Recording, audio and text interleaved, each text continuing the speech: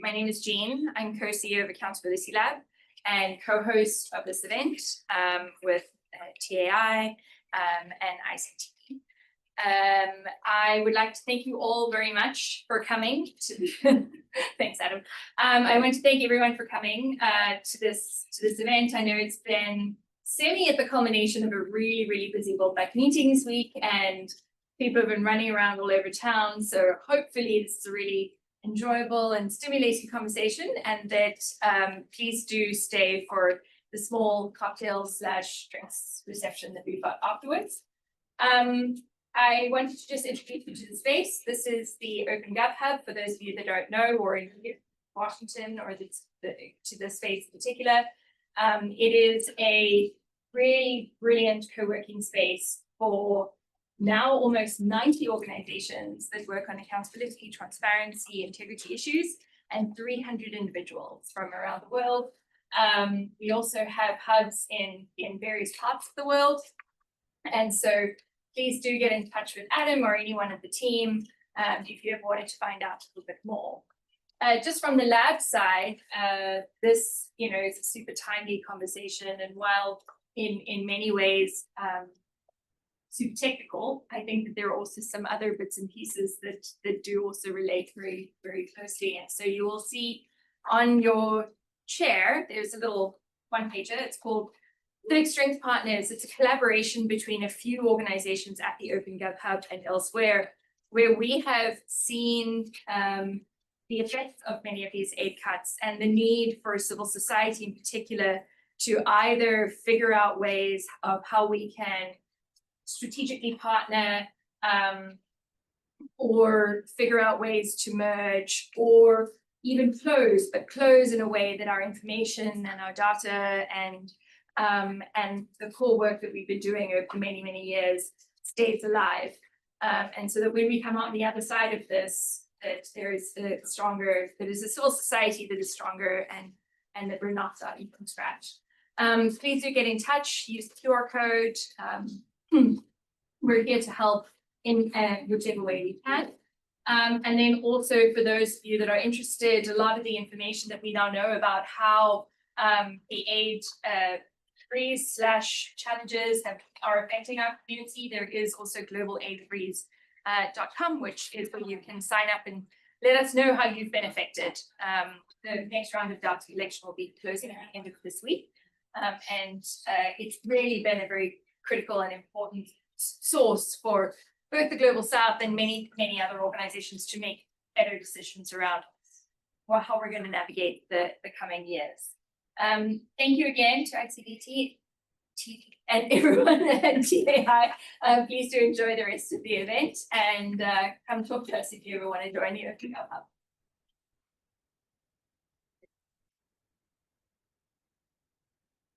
Thanks, Jean. Thanks all for coming and those online. So my name is Michael Jarvis. I lead TAI, which is, for those who don't know, the Trust, Accountability and Inclusion Collaborative. We're a network of philanthropies that believe that trust, accountability and inclusion are essential for development. We support alignment of philanthropies and strategic thinking, learning across a number of threads. One of those threads is around fiscal issues and fiscal accountability.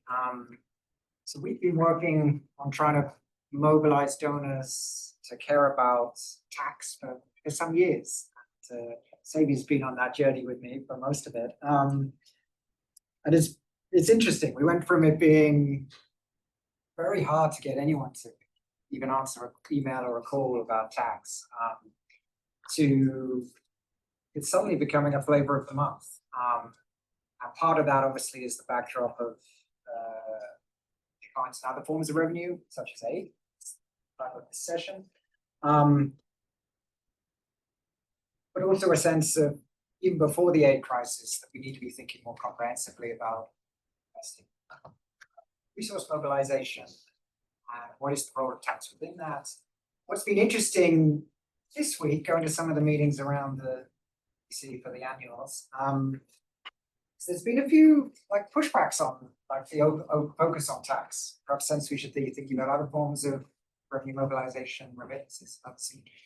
reading between the lines, my sense is that part of the pushback on tax is that fixation on a particular tax rate, getting to a particular tax rate, say as a percentage of GDP, is not considering the impacts on society as a whole and who's paying those taxes. And the subtext here, where we're talking about the role of accountability and equity in public finance taxes, I think is that missing ingredient that we really need to raise up. We want to keep donor engagement and above all country engagement around tax issues. So we're going to have a deep dive over the next hour and 20 minutes. I promise we are going to end on time. Be respectful for those joining in different time zones as well. For those in the room, the mics are in the ceilings, so when we get to questions, there won't be a need for a mic, you can just speak up. For those online, for ease, we're actually going to rely on you to post questions in the chat, and we will try and get to those as much as possible. So please don't hesitate to raise those. But I suggest that we get into it, because you don't need more intro from me, you need to hear from our amazing panel. I'll do the intros as I call on them. We're going to do 2 rounds, so we're going to do 1 round of questions to each of our panelists, a chance for a few questions from those in the room and online. Then we're going to do a second round of questions, the same, and then a quick round. So hopefully that sounds good to people. I'm going to kick it off on my left with Vanessa. So Vanessa is research fellow at ICTD, also affiliated with the Monk School at the University of Toronto. She's been working on different forms of revenue generation in different countries, particularly in Africa, including Sierra Leone, where we have more linkages on the panel today, I'm glad to say. And she co-leads ICTD's research program on informal tax. So Vanessa, I'm going to ask you to put us in the context a little bit of what we framed this session as. And we keep hearing this idea that we're now in a tax era of development. The implication being we're maybe in a post-aid era of development, I don't know, but maybe if you have a few thoughts on that, and particularly what are some of the risks you see in this current context about that?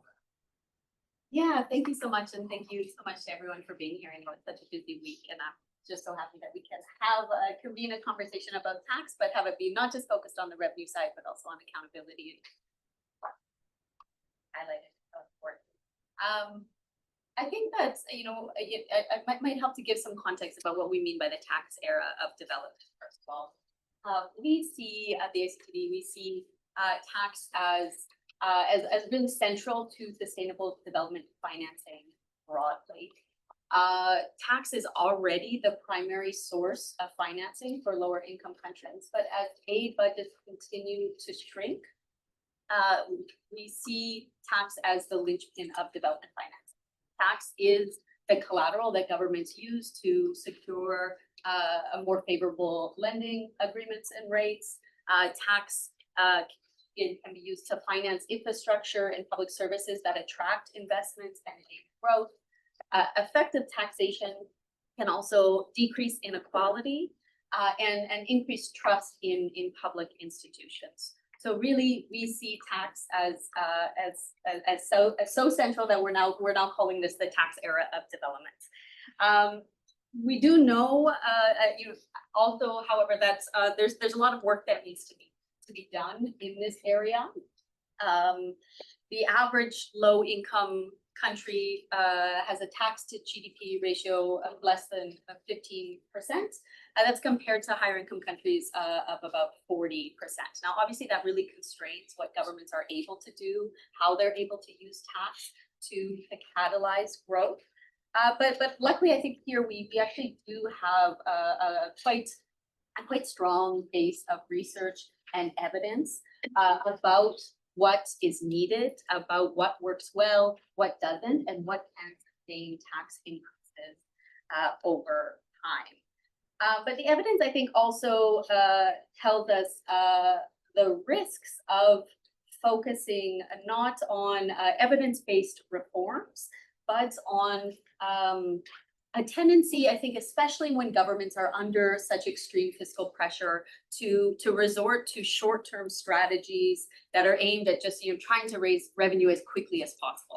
Often governments don't have a choice; they need revenue as soon as they can get it. But when this is done poorly, it can backfire when it's not done with a concern about the fairness and equity implications. It can exacerbate poverty, it can increase inequality, and it can spark protests and unrest. And we've seen that in many countries in recent years, including Kenya, in Ghana, and Uganda.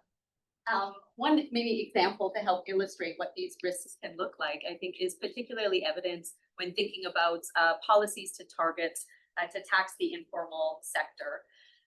When governments are under pressure, again, there tends to be this policy or popular narrative more generally within media and popular spaces to think about the informal sector as, first of all, as untaxed and as this gold mine for governments to tap into. But our research at the ICTD shows that the common ways in which the informal sector is taxed, including through things like mass registration campaigns or presumptive tax regimes, have not actually generated significant revenues. And they also are very costly to administer. So we have some recent research in partnership with the Ghana Revenue Authority that shows that the cost to administer their simplified tax regime, which targets informal sector businesses, costs 9 times more revenue than it brings in. But worse, we also know that these measures often inadvertently target lower income businesses and individuals, including often end up capturing those that are below the poverty line. Of course, this increases inequality and perceptions of unfairness of the tax system. So we think that, is in this example, a smarter and more evidence-based approach would involve, for instance, using data to better target higher income earners in the informal sector through things like risk-based assessments. It would mean ensuring that simplified tax regimes have some of the basics to protect lower income earners, like minimum thresholds, which the majority of African countries don't have. And actually focusing on undeclared income in the formal sector, which actually often gets less attention, but can have major impacts in terms of increasing revenue and the overall progressivity and fairness in the tax system. Overall, I think in this new era, as we're calling it, it's clear that governments, desperately need to increase revenue. But how they go about expanding taxation, and importantly, how international partners support them in doing so, I think is really critical in this moment in deciding whether we are using tax to foster progress and economic growth, or whether tax actually ends up increasing inequality and potentially fomenting public unrest. Great, thanks, Vanessa. Thanks for setting the scene so well. And for modeling concision, because I got a big panel, so I hope all our panelists can, if you keep each round under 5 minutes, we're going to be able to get through this. So let's hear from a country perspective next then. Djeneba Bangura is the Commissioner General of the National Revenue Authority of Sierra Leone, and also a member of the UN Committee of Experts on International Cooperation and Tax Matters. Tax cooperation is gone from being a backwater to being very much at the front of geopolitics and all kinds of things, as I'm sure you experience. She's an accountant by training, worked for 25 years plus in different forms of public financial management. So we're very lucky to have her with us. And what I wanted to ask is, we keep hearing about fiscal space and the pressures on governments to find money wherever they can, obviously pay external debt. I wonder for you, particularly in the context of a debt aid cuts on top of that, the Revenue Authority, how are you thinking about balancing this pressure for more revenue, the need to have like sound policies and administration choices, so which you normally do in a less politically charged atmosphere, maybe? I don't know how it plays out. Thank you very much, Michael. And I want to take this opportunity to say thank you to ICTD for the invitation. So we at Sierra Leone, we have been managing and grappling with aid cuts. Well, more specifically, we get budget support from the World Bank, and in the past we have been getting about $100 million a year. but that money has been dwindling. And as recent as 2024, that has reduced to about $40 million. And as I speak for 2025, we may not get anything from the World Bank. And same is true for the CDO, and then same is true for EU. But unlike the other two, the EU has actually come back, resumed support, but at a very minimal, So, and all of this dwindling or retraction is done during the budget season where commitments are made. And then imagined, after a budget is passed by a government and then priorities are set, and then there is a reduction in aid. So the government has to reprioritize and rearrange its spending. So this has brought a lot of pressure on the government budget, and you can only imagine the pressure that will bring on revenue, whereby in the past, 30% of our budget support was coming from aid, but that has now reduced to 25%. So that brings a lot of pressure, of course, on the revenue, whereby, we have seen increases in domestic revenue targets at a very significant level, whereby in 2024, revenue target went up by 46%. And then in 2025, it also grew by 30%. So that puts a lot of pressure on us. And then it is very difficult, whereby we will have to accommodate, pressure on policies. So we have policies that we'll have to implement. And by doing that, we see that where the implementation of the policies are supposed to be sequential.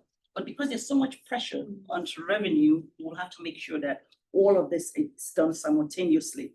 So to an extent, we are now in a situation whereby because of the pressure that we are under, because of cut in aids, our supervisory ministry actually monitors our revenue collection on a daily basis, whereby in a normal setting, it would have been on a monthly or quarterly basis. But we are daily under pressure. So the aids cuts over time is becoming a little bit burdensome.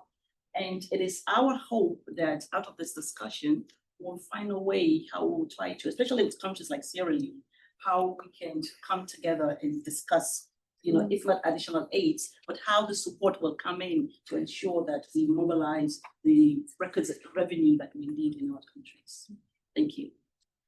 Thank you, Geneva. That's really hard hitting.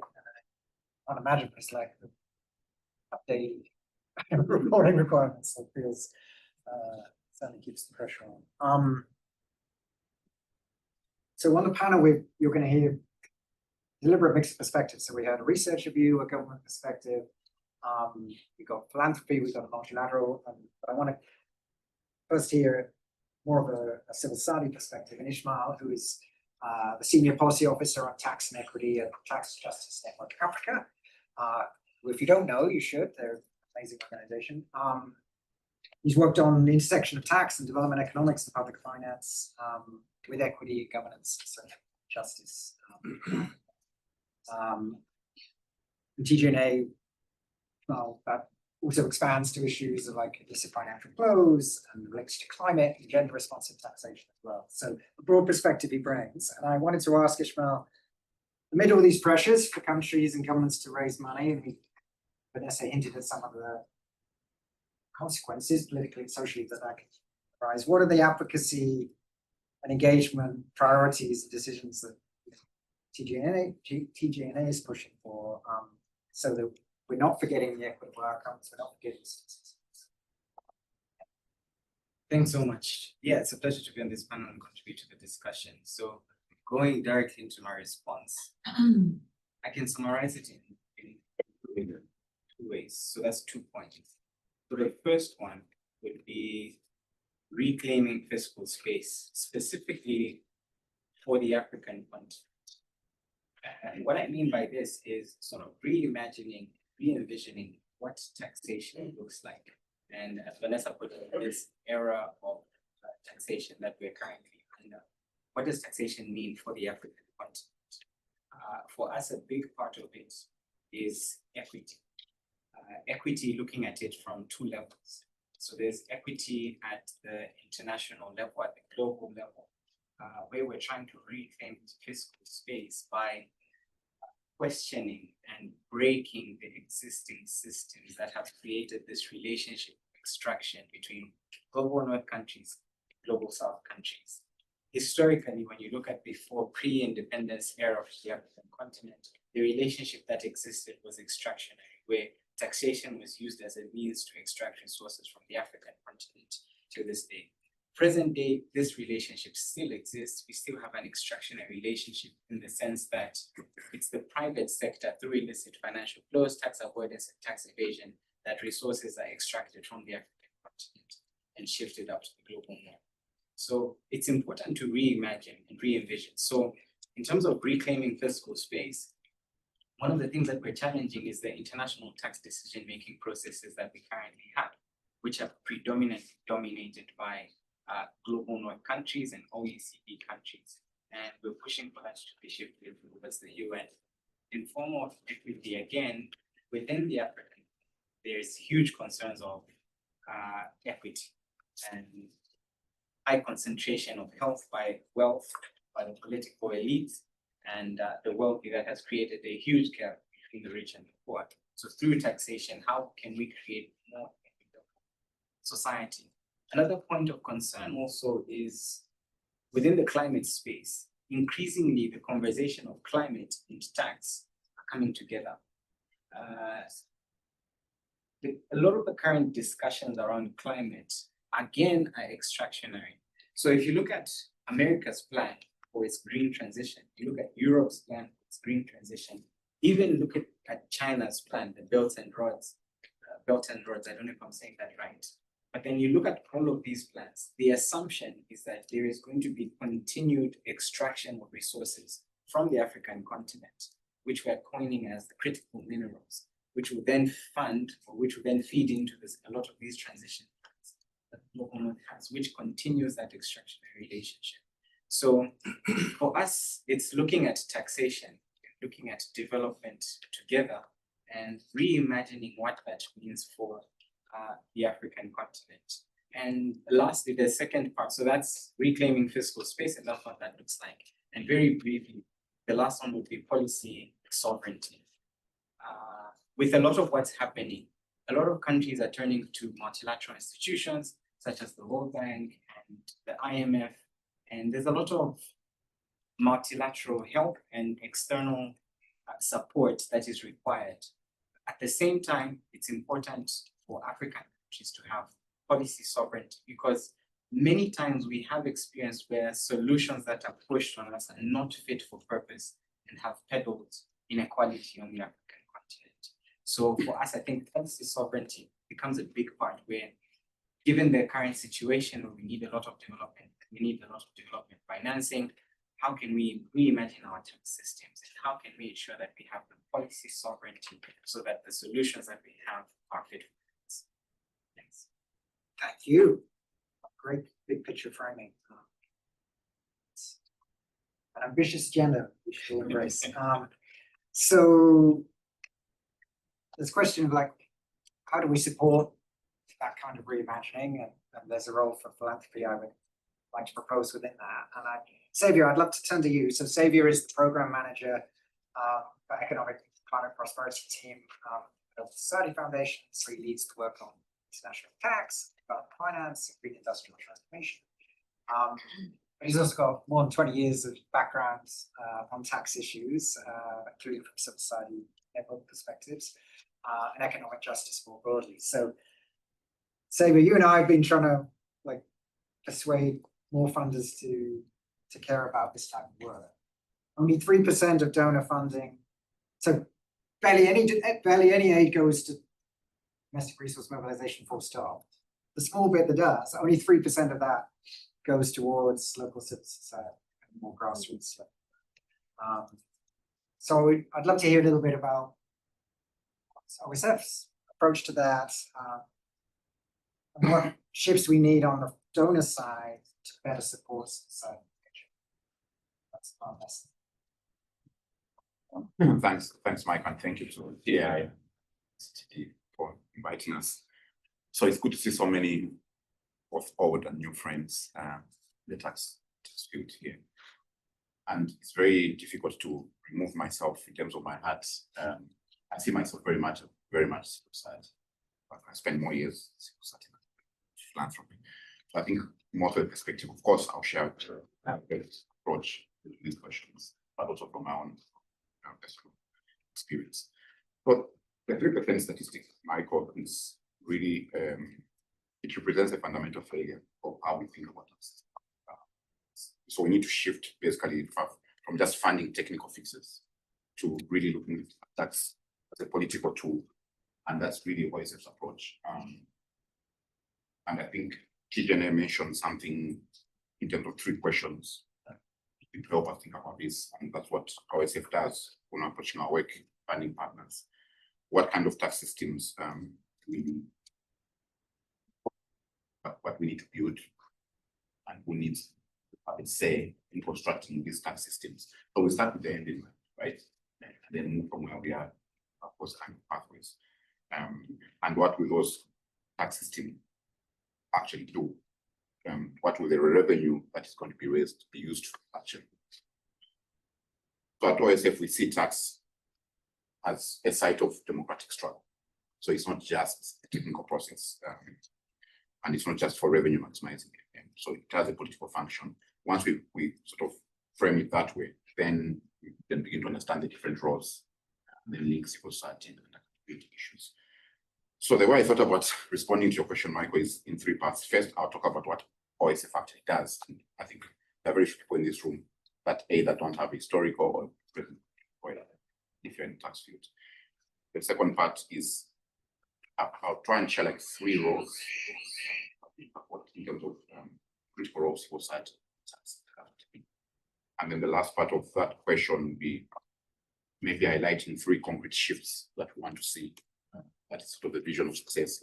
How do we know that we're succeeding? Yeah.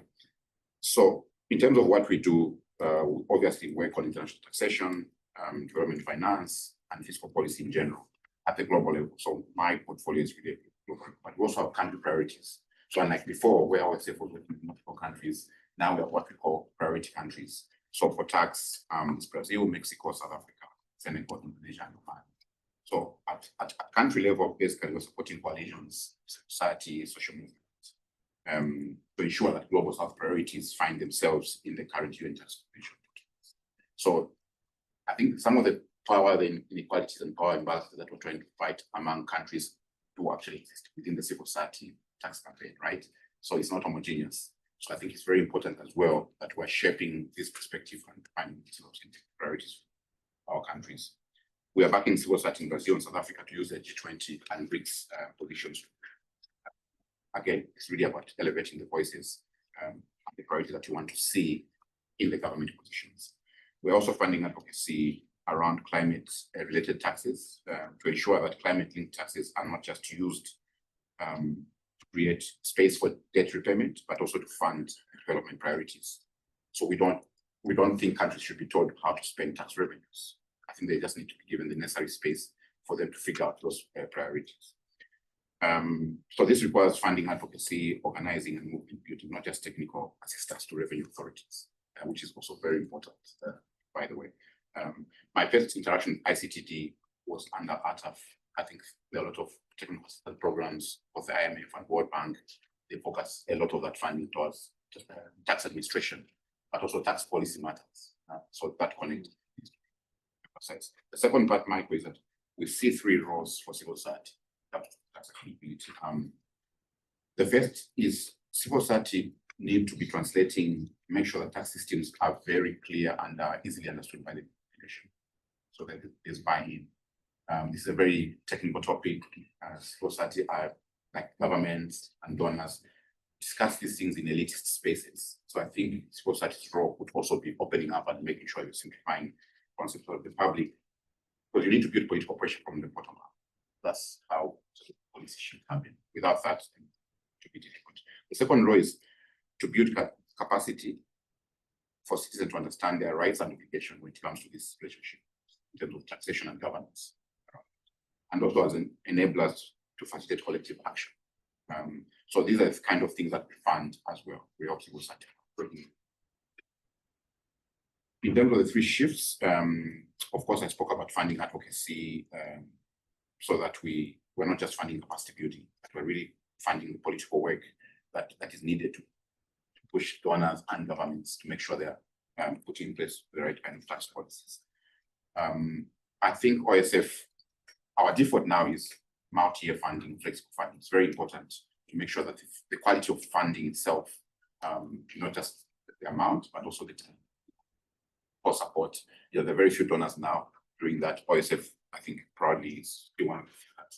The default is core support to do that, because I think we need to give actors, whether it's civil society and others, the space to think long term. And if groups are worrying about turning on the lights tomorrow and EDs are spending time chasing funders, then you're taking away, the time that it takes for them to be strategic around that. So multi-year flexible funding is one of the things that I'm saying. If more and more donors and through TAI, we can do advocacy amongst our peers, we encourage them to fund more flexible funding. That's one of the success measures for us.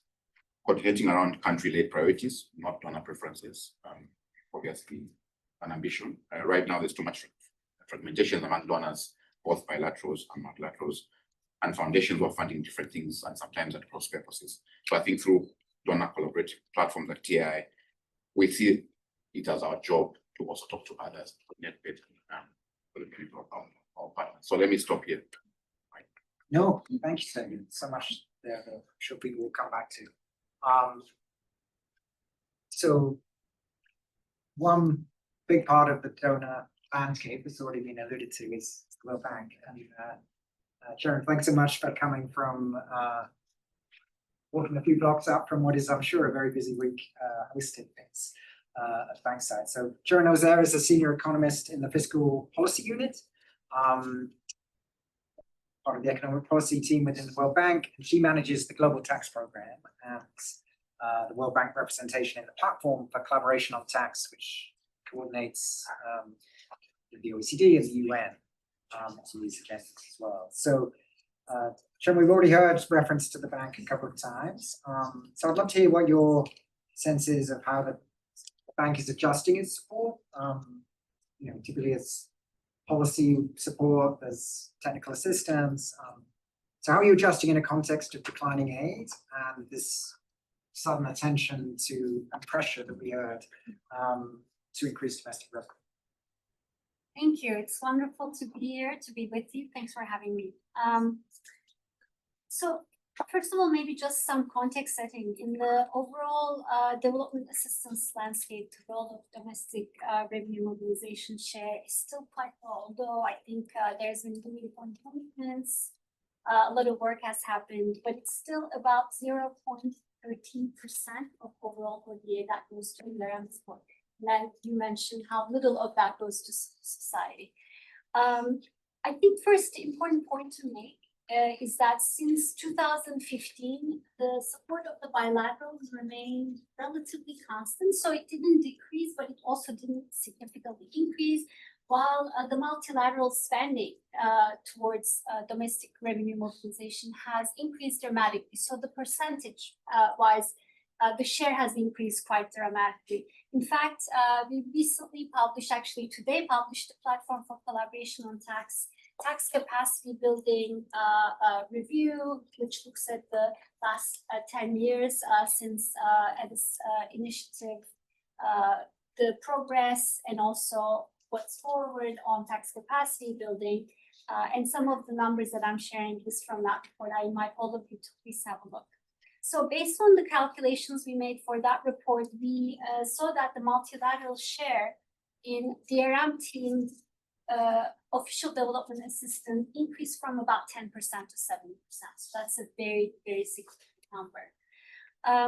For the World Bank, I think the IDA landing for domestic revenue mobilization specific elements really stand out. So instead of 0.13% of overall ODA, the bank actually puts more of its funding. It still, I think, can increase as a tax person.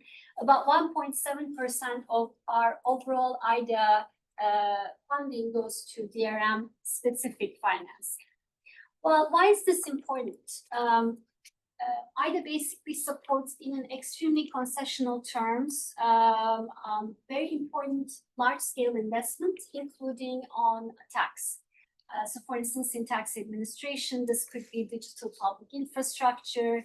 It could be difficult to finance things through projects that are grant funded, such as integrated tax management systems. So I think global concessional finance is quite important to highlight. Going hand in hand with our concessional lending, what we also saw in the last decade, and especially in the last 5 years, is a significantly increased but also systematized way of doing diagnostics, core diagnostic that underpins our policy dialogue with authorities, but also our technical assistance. So for instance, our fiscal and tax dialogue, the core diagnostic that underpins our day-to-day policy dialogue with our important counterparts like Mrs. Bambura and others, is our public finance reviews. Just to be, sometimes you would have an expenditure chapter looking at some sectors.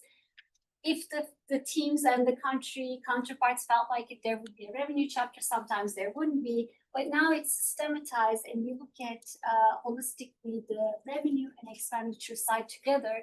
And in close collaboration with our client counterparts, we also said what should be the sequence, what should be the priorities, and have specific recommendations rather than sort of blue sky thinking. The global tax program, where I come from, I think is also important to mention. It's been one of the primary tools of a non-lending instrument of the World Bank. We provide over 100 countries with technical assistance and analytics support, but majority of that support goes to Africa and low middle income, particularly low income countries. In fact, I would say about 1/3 of our support goes to fragile and conflict situations. While it is difficult to operate in these countries, and our client counterparts need all the support they need, that's where the support is needed the most. The 15% tax to GDP ratio that Vanessa talked about. Maybe in that context, I may also mention something about the World Bank. While our scorecard looks at this number of 15% tax to GDP, I can tell you as a staff member that we need that. We do a lot of qualitative analysis, reporting, monitoring, reporting to our board and management on the progressive nature, whether tax systems are improving not only in terms of revenue, but also in terms of whether we are helping our client counterparts to move in the direction of fairness, accountability. But of course, now in the scorecard, it's rather one number. In terms of the GTP global tax program's role, while we're not perfect, I think we have also done some improvements and innovations around the way we provide technical assistance.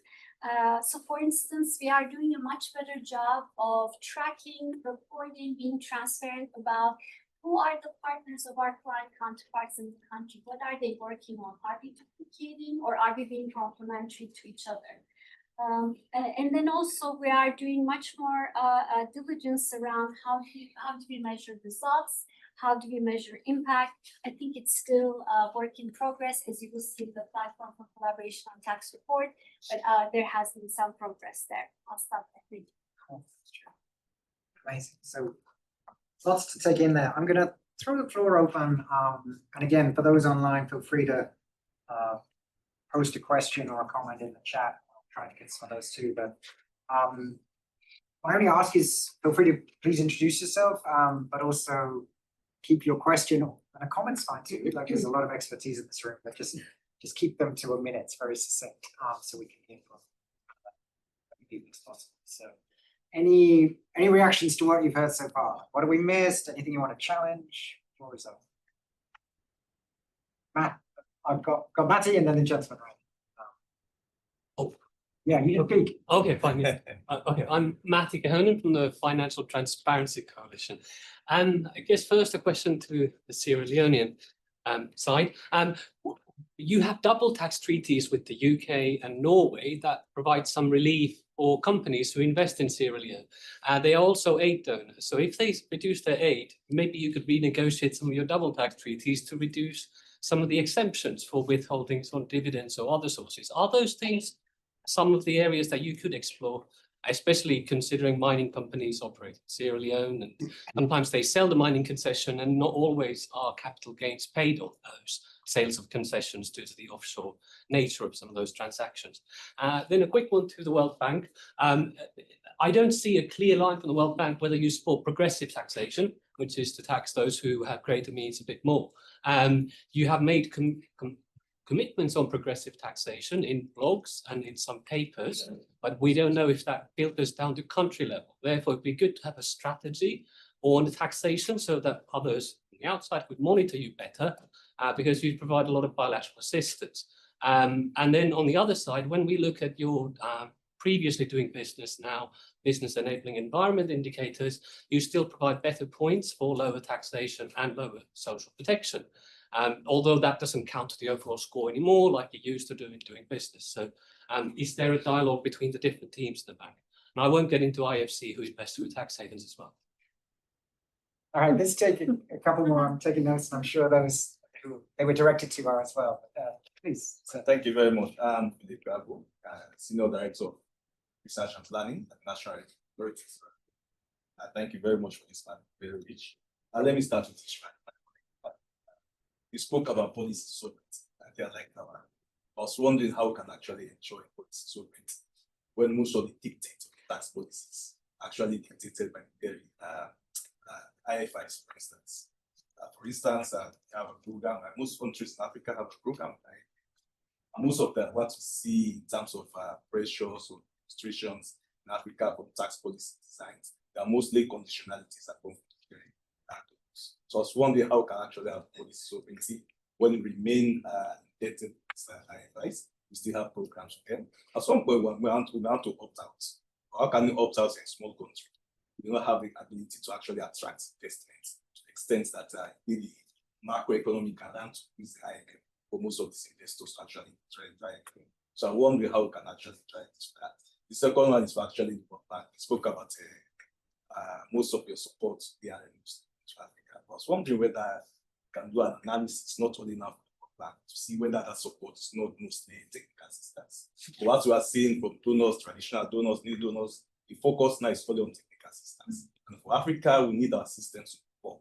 Whether we have ICT systems to reform our tax systems. So at the end of the day, that will help us to stop to use most of the leakages and also see how we can enhance compliance. But most of the support we get from DRM, mostly they just go send consultants to develop policy documents, come up with recommendations. How do we implement these recommendations?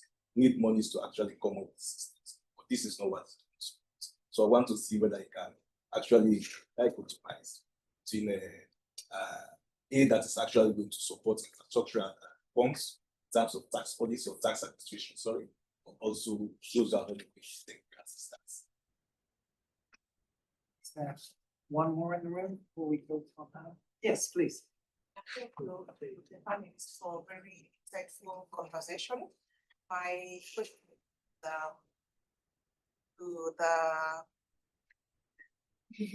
I understand.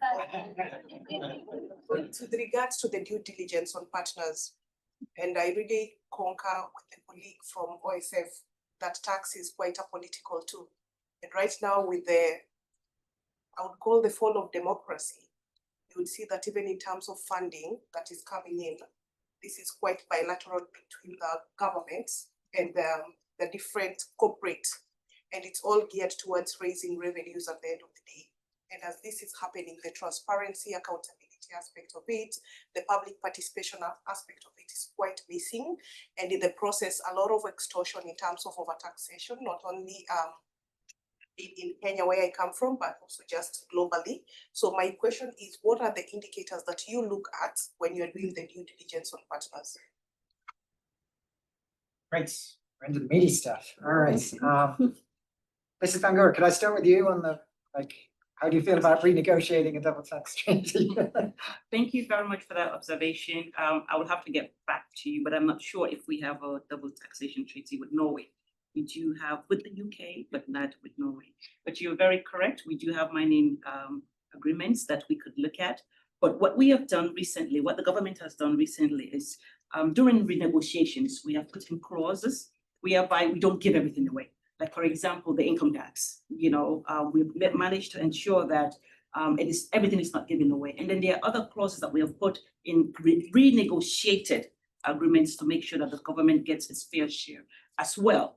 As far as you're saying that with the withholding taxes, as far as I know, the companies that have, as you said, exchanged hands, we have made sure that we have gotten our fair share of the withholding taxes. And the government is very, very, very much strict as far as the new contracts that we have gotten into the mining companies.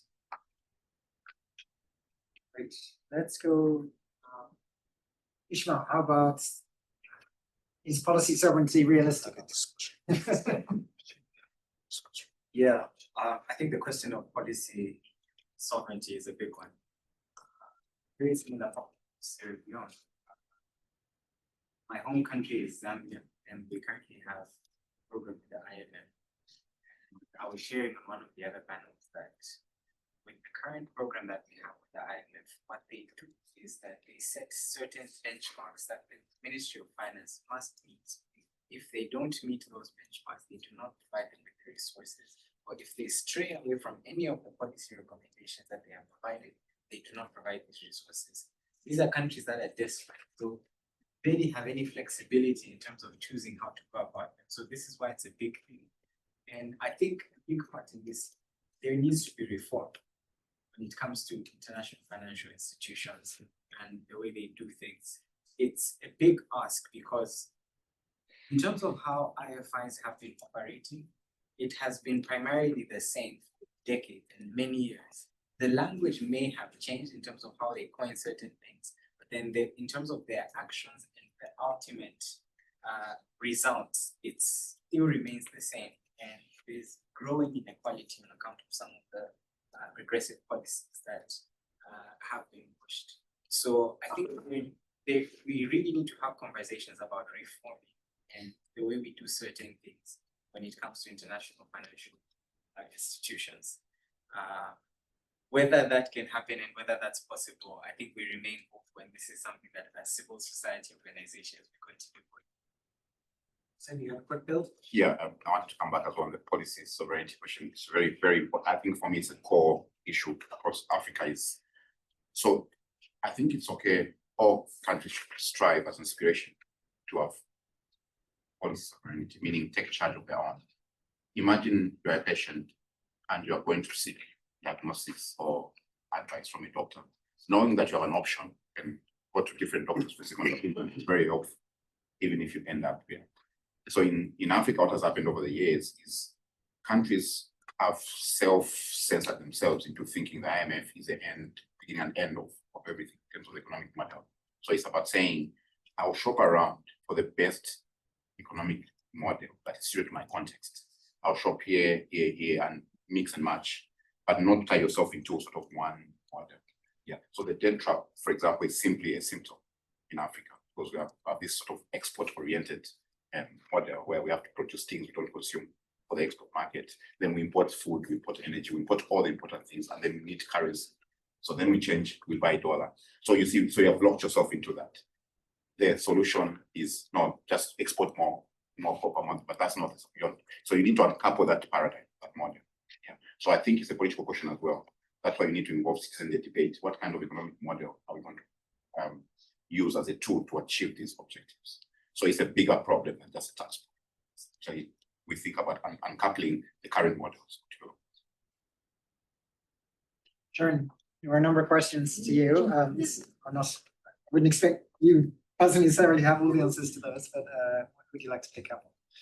I'll start with the colleagues, sorry, your name? Philip. Philip's question on technical assistance versus the type of, investing in building tax systems and improving tax administration capacity for voluntary compliance. I think that's an excellent point. Philip, just to give an example, our current active projects, concessional landing projects that has a specific element that supports DRM.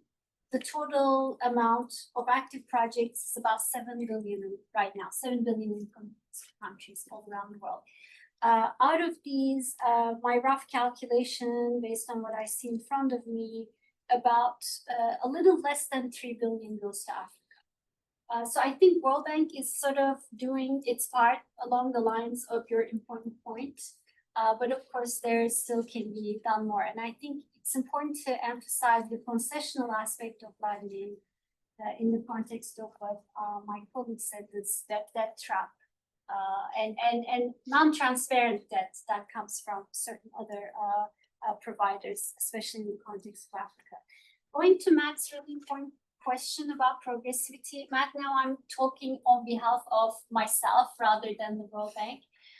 What I observed in the last 5-6 years is a tremendous effort at staff and management as well as the board, and really a huge desire to not only give lip service to the idea of progressivity, progressive tax systems, but also try to measure it, try to make sure that it's systematized in our TA diagnostics and lending. And we sort of, some of us worked in the scorecard efforts in the last few years. It was very challenging to find one indicator that we could use across countries for the progressivity of the tax system, unlike the 15% tax to GDP. That's why we came up with some qualitative reporting elements. But I don't know, and that's why I said I'm speaking on my behalf rather than the whole World Bank, is how much of that we make public. But I can attest to you though, our core diagnostics, our reports, and our country work is definitely improving in talking about whether the fiscal system overall is progressive, whether the reforms we're suggesting has progressive elements. It's part of our lending instruments when we evaluate them also, it's part of that. There is, but I want to maybe just give you a specific example. My technical expertise is on excise taxes. And for me, the excise tax is not there just for the revenue purposes. It's there to address negative externalities. So when you talk about a simple indicator for progressivity like indirect tax versus direct tax, you're basically putting excise taxes as a negative, although the tax is there to improve either the health outcomes or the environmental outcomes. So I think that's sort of maybe that is where we are having a little bit of a challenge of coming with one figure and being more sort of rigorous in reporting. But I definitely see that in our work that there is so much potential to progressive taxation. And to the colleague on Kenya, due diligence on the partners. I think you will ask us some questions about accountability. Maybe I can come on that. Sure. Front, so I don't take any more time. Thanks, Sharon. Thanks, everyone. So we're going to do a quicker fire round second time through. So I would encourage people not to worry too much what I post to you, but jump in on things you've heard that interested you as well. And Vanessa, maybe I'll come back to you first. Like, we frame this panel as taxing smarter, so we have to in the context of what's been alluded to. There's a lot of complexity that is coming out in these comments. Where have you seen, like, what does it look like to tax smarter? Like, give it some hope here. Sure. So, I mean, I do think that there is an opportunity now to implement evidence-based reforms that can move us towards taxing smarter. I might say a word first on what that might mean in terms of tax policy administration, and then what it means also in terms of the political dynamics and the important role for civil society to ensure that those reforms are locally owned and supported and sustainable. In terms of taxing smarter from a tax policy perspective, I mean, I think it really goes back to kind of my initial framing of moving away from short-term strategies that are aimed or strictly focused on increasing revenue to using evidence-based or implementing evidence-based reform that have been proven to increase both revenue and that are fit to purpose, importantly. This includes a range of things that I think everyone here probably already knows and agrees on, including things like eliminating ineffective tax incentives, enforcing taxes on capital and property, and improving compliance among wealthy and higher income individuals. Now, importantly, in many places, this doesn't require introducing new policies or legislative changes, doesn't require increasing even tax rates in many cases. Policies are already in place, and it's often a matter of enforcing them. So we think that there is an opportunity to get bold, to be bold on the basics of tax administration, and to have a support and development partners focusing on investing heavily in the day-to-day capacity of tax administration, where we do still see challenges and gaps. The typical tax official in a low-income country deals with 10 times more taxpayers than their counterpart in a high-income country. So you can see the pressures that they're under, the struggle that they face. So focusing on tax admin can really have an impact. And this is through things like investing in skilled staff. You know, part of that might be technical assistance, but I think it goes well beyond that. So thinking about increasing hiring and thinking about how to actually retain skilled staff. Focusing on some of the basic administrative functions like audits, leveraging data for risk assessments, improving taxpayer services, including through things like decentralized tax offices, and importantly, implementing digital tools and supporting the digitization of tax systems.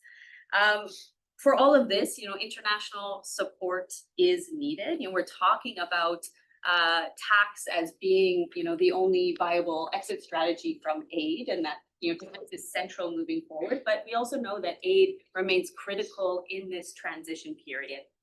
That's because tax reforms are very difficult to implement. We can all agree on that as well. You know, it's very hard to increase tax revenues. It doesn't happen overnight or even over the span of a few years. Where we have seen successes and sustained successes in tax increases, these have often been incremental. The progress has often been non-linear, and they have often been accompanied by transformational donor investment. But as we've heard, you know, all of these things are extremely political. Tax is political everywhere, we therefore need to really think about the ways in which these reforms are challenged and have stalled in many cases because of political resistance. And this comes, you know, both from entrenched elite interests, as well as from citizens that are, in many cases, very understandably reluctant to pay taxes, where they're not seeing services in return, or where their tax revenues are actually, a large part of their tax revenues are going to debt servicing costs. We do see, I think, increasing opportunities or political windows of opportunity now. I think in this era, we see an increasing role for civil society. We see that citizens around the world are increasingly unwilling to accept tax reforms that disproportionately fall on lower income groups. We see that civil society organizations and journalists in contexts across the world are speaking out about inequalities, about uneven enforcement of tax policies, and together they're putting pressure on governments to challenge entrenched interests and unequal reforms. But here too, I think we have to think about the important role, as we've already started to, about international support and donor support for local civil society organizations to have the skills and capacity to be able to do that, to sustain citizen mobilization and engagement with taxation, and to really ensure that any of the reforms that we're talking about are locally owned and sustainable. Thanks, Vanessa. Mrs. Van Geur, I'm wondering on what resonates from all of that for you, what's giving you hope in the Sierra Leone project, where you're seeing signs of success, and perhaps where do you need the most help? It'd be good to hear. So thank you. So success for us, first, before I get to that, I just want to give a background of how far we have come. With the many reforms that we have embarked on, since 2002, but most importantly, the last 7 years. which I will classify or characterize Sierra Leone as a very busy construction site when it comes to domestic revenue reforms, both on the tax policy side and then the tax administration side. So on the tax policy reforms, we developed an NTRS 2 years ago. And in that document, Can we just, for those who may not know, that's a medium-term revenue strategy. strategy, exactly, sorry about that. So, and in that document and through our Finance Act, we were able to include the minimum alternate tax, the annual circulation levy, adaptation of specific modes of excise tax taxation that you talked about, so many others that we have in that document to just make our taxation more predictable for our private sector and our taxpayers. When it comes to the tax administration reforms over the same period, we introduced the iTax, which is the what is it? Integrated tax administration system. Thank you. And then we have the ECR that we also introduced at the domestic tax levy department. And then for the customs services department, we migrated from Asikuda Plus Plus to Asikuda World.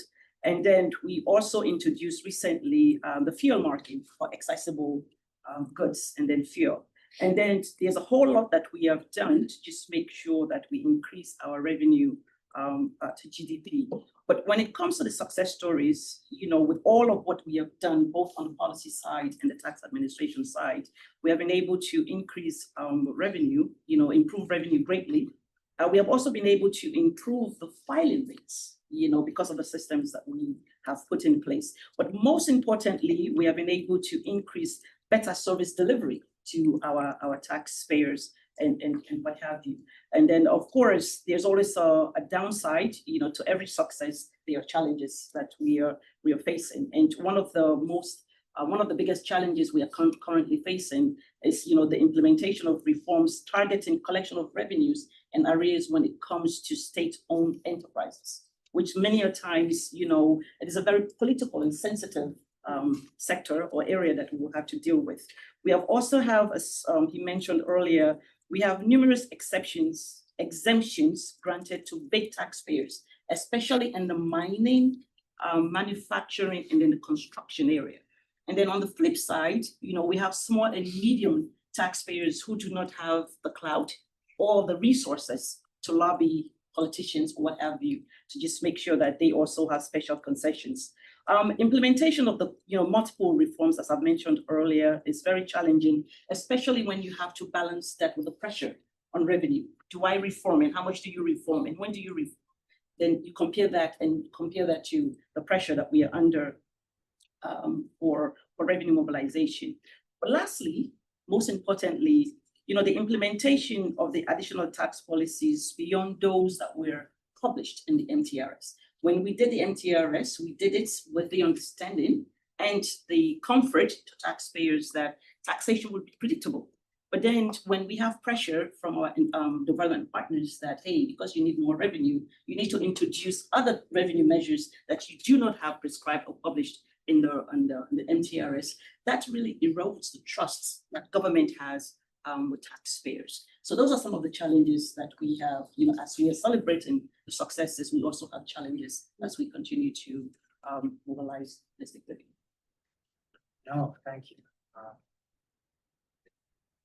Thanks. An hour and a half just digging into all of those, but I might switch up the order a bit. Maybe Sharon, could I come to you, because the Public Support Bank office is a nice build on some of the successes and the challenges that we heard from Sierra Leone. Particularly on this point of how can donors and particularly IFIs, it came up in the questions, like think about incorporating not just the revenue maximization, but the equity and accountability, and maybe some of the capacity challenges we've heard about as well. So how is that seen at the moment on the bank side?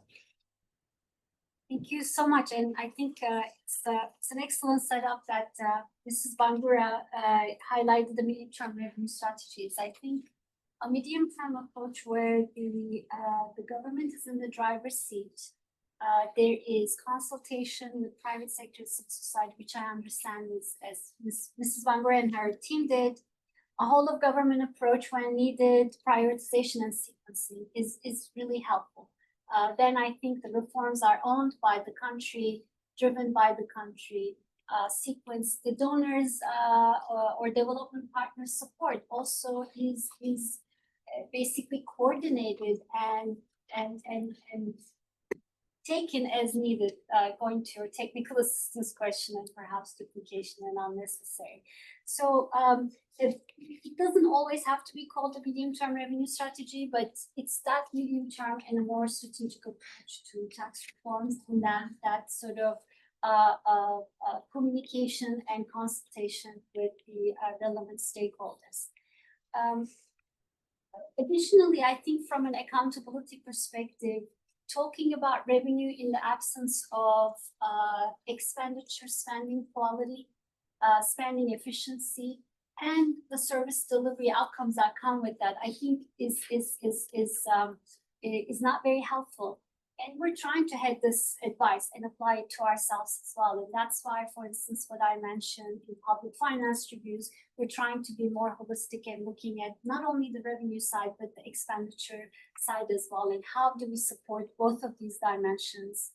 For instance, IMF also combined its revenue and spending capacity development effort under the same umbrella of global public finance partnership. So I think this is one positive news that we're moving in the right direction.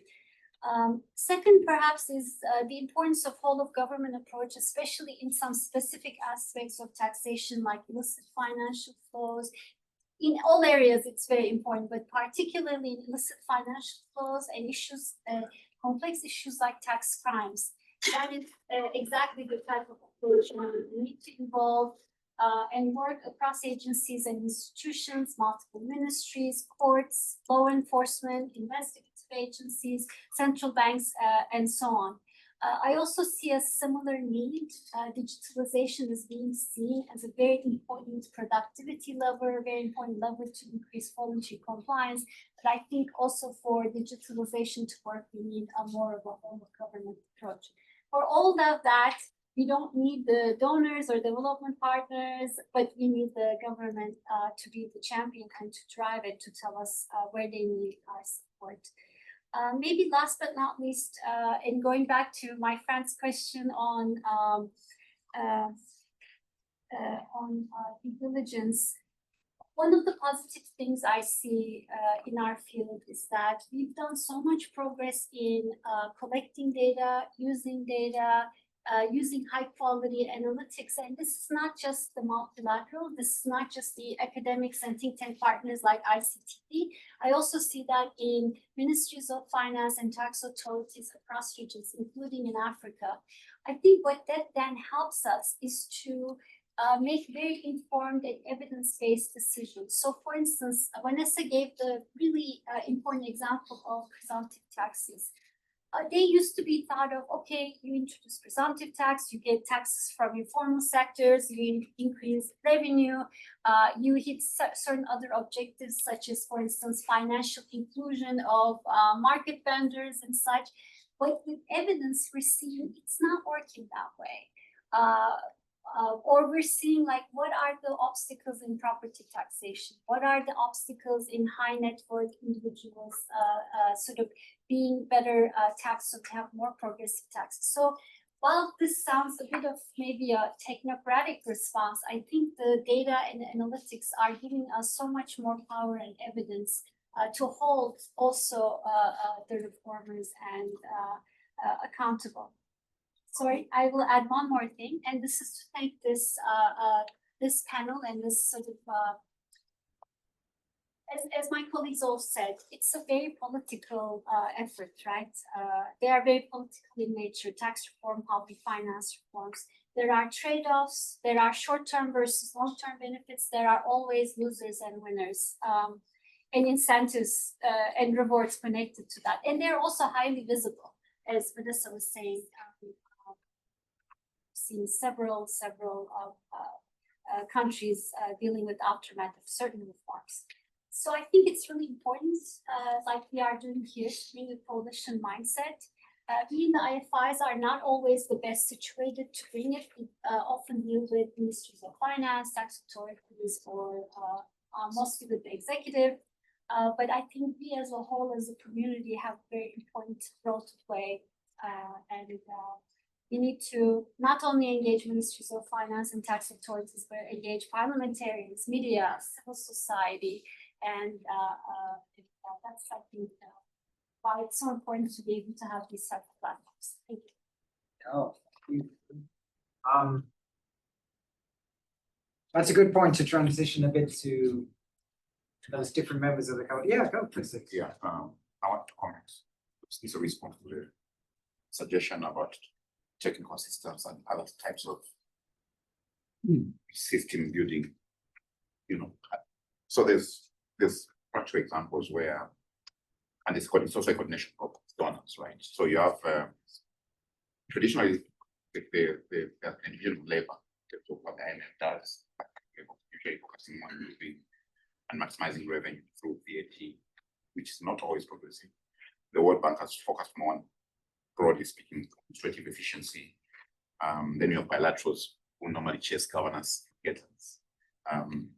The problem is that if you've got the Germans as an example, GIZ helping you with the system, and then that support ends, was very project-based. Then you have the Japanese come in, then the system that they've given you or built you is not talking to the other system, then you have to start afresh. And then you move from a SCUDA 1 to a SCUDA 2. So you're going to have a donor-driven capabilities. But what you want is you want to have a national platform upon which any assistant can sit, but it should be built from ground up. And we've seen this in different countries where just because the project has ended, then they have to start all over again, even the digitization. It's very helpful to have a digital, but a digital task system that is advanced, sitting on a different type of system can be dangerous. Then you need to make sure you have the right to the data. You're hosting the servers locally because this was data security. So there's a whole lot of considerations which go beyond the technical, which are political, which are data security that you have to think about before you request for a specific type of assistance. That's just my caution from our experience working with revenue administration. The caution.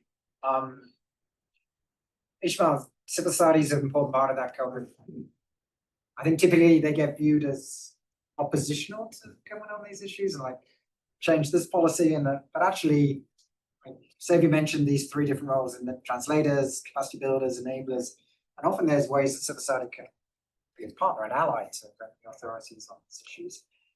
If there's one role that you guys should be playing right now, back to you, what is it in this moment? And like, what's going to help be most effective?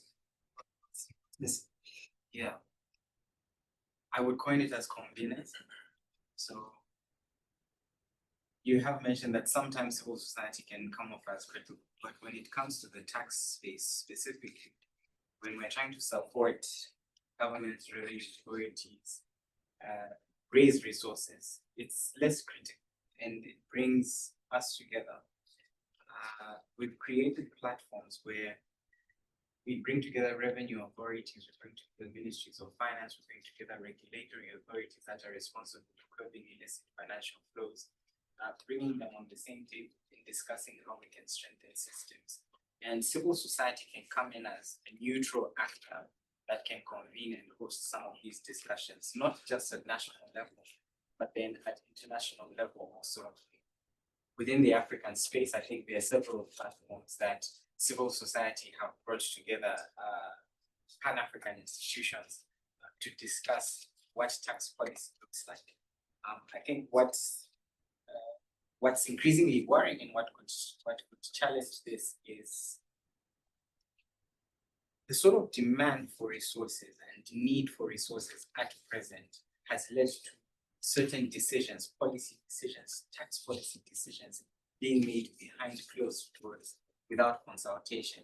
And it's not that this is just how things are done, but then just because of the desperate nature of the need for resources, you find certain decisions are made without consultation, which can have equity, which bring about equity concerns ultimately.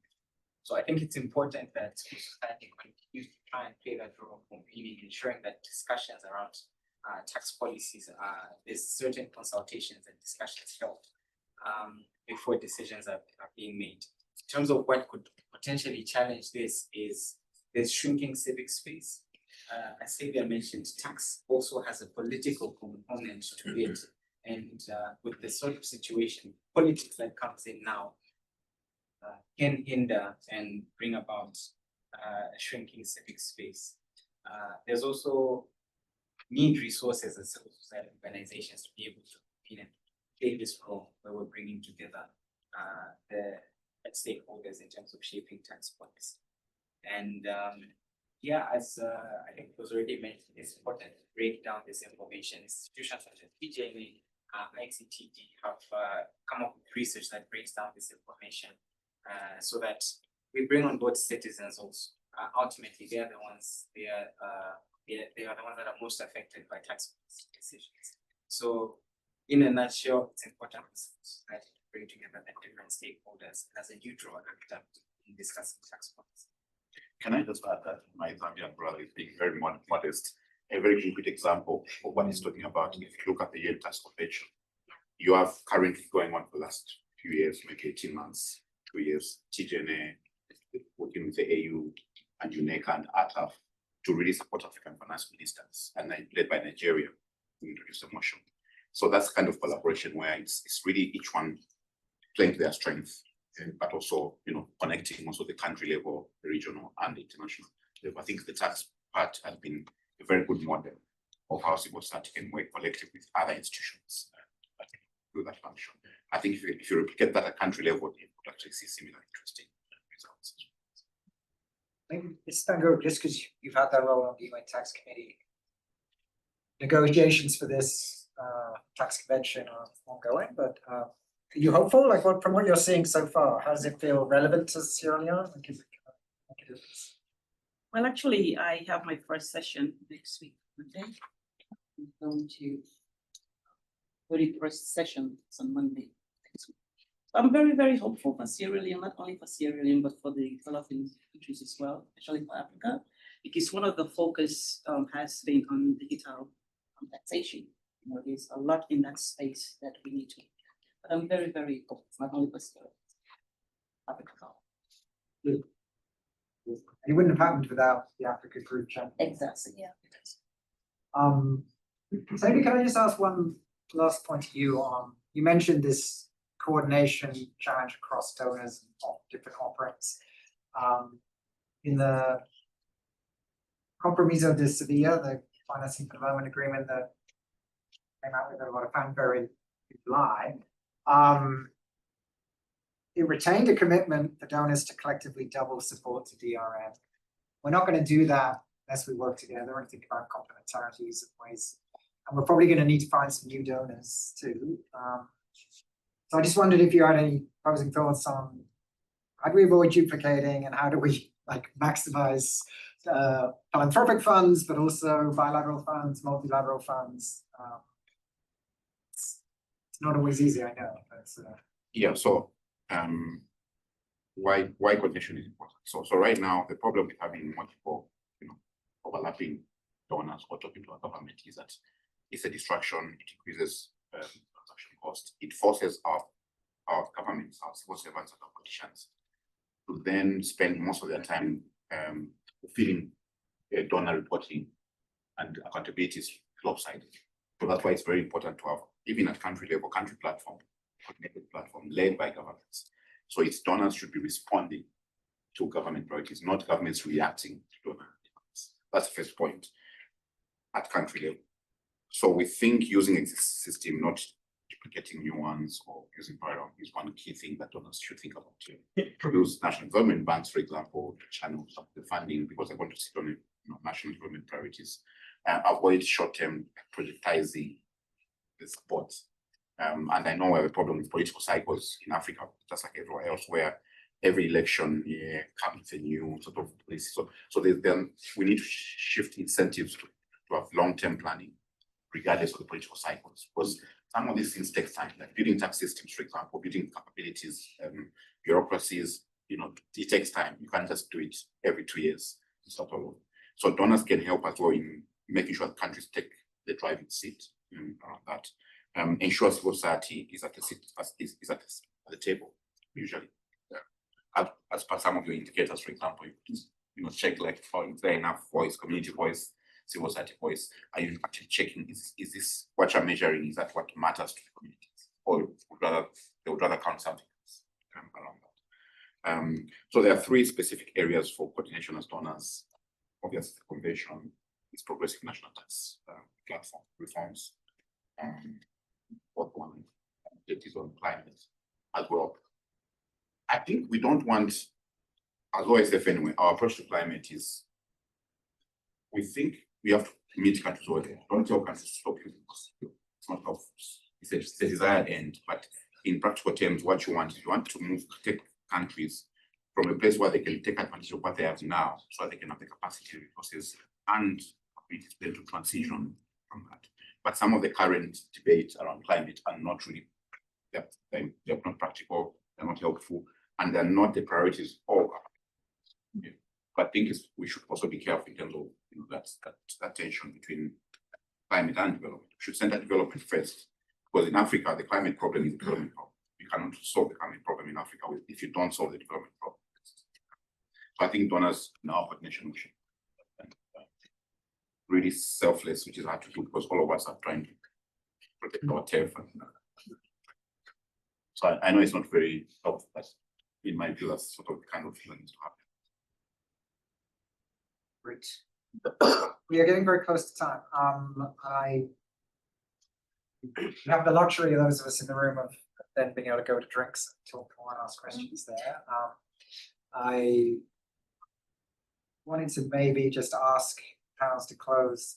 If there's something that you thought was going to come up that you wanted to say that just never came up with, it's surprising you that it's not come up in context of, if we're all going to have to get smarter about taxation, it's managing these tensions of political maximization, equity, weaponization of tax systems, which you only have to open the newspaper here and there's risks of that.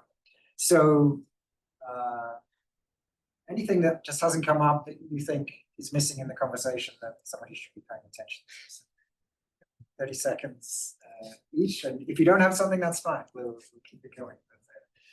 But is there anything that Well, I can always fill some space, but I want to give some space. I'll have something. I was tempted to say, in terms of doubling the paid like DRM, but I don't see a scenario where we're going to save earnings. I think we have enough. We have to work with the resources that are available, like channeling them better, like more efficiently using what's available. Otherwise, to build expectations, countries will receive additional aid is the wrong focus in this context. I think we need to just work on ways of maximizing existing resources and how to expand the fiscal capacity of countries to raise their own money. So the obsession on fiscal consolidation, for example, is best one in this context, and which is one of the countries that have an IMF program. I think the obsession is on fiscal consolidation, which is missing larger, broader aim around it. Really, I mean, as a revenue authority, sustaining reforms are very important, because you can only build on what you have. Otherwise, as Xavier mentioned, you will have to be replacing every time. So making the reform sustainable is very important. And then regional cooperation and coordination is very important, whether it's within West African or the continental, but regional cooperation and coordination is very important, where you share best practices, and that's very important. If I can jump in, I think, for me, just in concluding, I think it's important in speaking from a Pan-African perspective. I think when we're reimagining and having these discussions about the new era of taxation, the era of taxation, it's important to recognize that a lot of the tax system, especially from a Pan-African perspective, that we inherited colonial systems and we carried on taxation in the same manner. So it's important to reimagine what taxation looks like, that conversation of taxation conversations of shifting and breaking economic systems so that we can achieve policy sovereignty that we've been discussing. And that also comes now with the complexity of the politics around taxation. But I think from a Pan-African perspective, I think the conversation of tax must go hand in hand with breaking some of the existing economic structures that hinder sustainable development on the African continent. Yes, sure. I think because we did this tax capacity building report that just got published today, that's kind of on my mind, and we did pick up a lot of the important elements from that in our conversation. I think one very important thing is country need to be the driving seat. And we have some promising, but also sort of probably elements that needs to be kept in mind. There's a really good ecosystem that's supporting tax with data, with analytics, with lending. And when we did that report, we talked to our regional banks, regional tax organizations, other partners. That was very promising, and everyone saw that there was progress. Yes, we have a big challenge. Reforming tax systems is very difficult, but things are moving in the right direction. But we also found that in 2015-16, a country that received tax capacity development on average had maybe 3 partners in place. Now it's 6. In some countries, it's 9. In some countries, it's 12. And I think that's going to my friend's points in the panel. So, you know, the country needs to be in the driving seat to sort of manage that. But it's very true, Xavier. I think you were making a point that can become a distraction. And then I think Ms. Bangura made that excellent point of the cycles. If Mrs. Bangura and her peers only have a 2 to 3 year cycle, and a really meaningful tax reform takes 5 to 10 years, how do we ensure they have the support and the championing and the political support they need to make the reforms happen? Okay, and yeah, I think I would just like to, I mean, this might not be surprising as a researcher, but I think I would like to reaffirm the importance of research alongside all of this. I think, as Jared also highlighted, and I think that means especially in research departments within revenue authorities, of elevating the importance of the work that they do to help guide evidence-driven policy from within. And ensuring that that they have the space and capacity to do things like impact evaluations of policy reform, to allow revenue authorities to adapt and pivot as they go. I think that's really central, and we see the great work that comes out of that. You know, I had mentioned earlier, this report that came out recently, done with the Ghana Revenue Authority. Doing that type of research within a revenue authority is very difficult because it doesn't always make the revenue authority look good, right? So it's very challenging. So I do want to give credit where it's due to the researchers that are doing that work, and because it is helping to create systemic change and to create really transformational change to how taxes are being run and delivered within those countries, but it's not easy at all. And another area of research as well, I think, is some of the work that I think OSF has supported in the past, and I know TGNA has also been involved in, of trying to better understand how to improve citizen engagement in tax systems. I think that there's still a lot here that we don't know. We know that tax is often seen as very technocratic, and a lot of people don't want to talk about tax at all. So how do we get citizens to care more about tax? How do we get them to recognize their rights? How do we get them to be more engaged in the processes to put pressure for accountability onto governments? And that's the type of work I think that's really important alongside the policy oriented research. Amazing. Thanks to our panel. And a blatant plug, if you're talking to any donors, they're like, oh, we care about education and health, environment, why do we care about tax or fiscal things? We created a site, fiscalspace.org, which is exactly to lay out the arguments to why you should care about this. If you don't, you're not going to have the money to fund health or education or environment. Go spread the word on fiscalspace.org, and hopefully we'll get a few more. And next year we can have more donors on this panel who come to see the light. But a huge thanks to our panelists. We could have talked so much longer, but it is It's wonderful. Huge thanks for those who showed up. And above all to those who helped organize all of this, particularly Shally and Khadija on the accountability lab side and Rihanna, who is star on the ICTE side. So huge thanks to them. And there's those virtually, I hope you find your own drink. And for those here in person, there's drinks and snacks down the hallway. So lovely to see everyone. Thanks again.